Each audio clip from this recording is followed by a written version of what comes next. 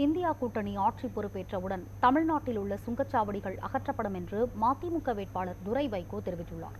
திருச்சி மக்களவைத் தொகுதியில் மதிமுக வேட்பாளர் துரை வைகோ போட்டியிட உள்ள நிலையில் அவருக்கு ஆதரவாக திமுக கிழக்கு மாநகர செயலாளர் மதிவாணன் உள்ளிட்ட இந்தியா கூட்டணி கட்சி நிர்வாகிகள் வாக்கு சேகரிப்பில் ஈடுபட்டனர். அப்போது அவர்களுக்கு அப்பகுதி மக்கள் உற்சாக வரவேற்பு அளித்தனர். தொடர்ந்து வெள்ள மண்டி மற்றும் வெங்காய மார்க்கெட் பகுதிகளில் சுமை தூக்கும் தொழிலாளர்களை சந்தித்து துரை வைகோ வாக்கு சேகரித்தார். அப்போது பேசிய அவர், முடிந்தவரை தொழிலாளர்களின் பிரச்சினைகளுக்கு தீர்வு காண்பதற்கான பாலமாக இருப்பேன் என்று தெரிவித்தார்.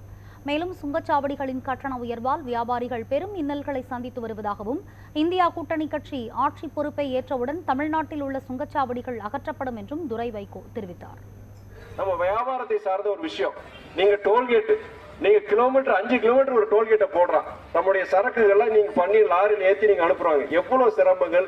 அந்த டோல்கேட் நீங்க ஒரு தடவை போயிட்டு வந்தாலே அதுக்கு நீங்க டீசல் விற்கிற காசு, பெட்ரோல் விற்கிற காசுக்கு இந்த டோல்கேட் இருக்கிற பார்க்கும்போது வியாபாரமே செய்ய முடியாத ஒரு சூழ்நிலை. இதுல இந்த 10 வருஷத்துல மிகவும் பாதிக்கப்பட்ட யாருன்னா பாத்தீங்கன்னா வியாபாரிகள் தான்.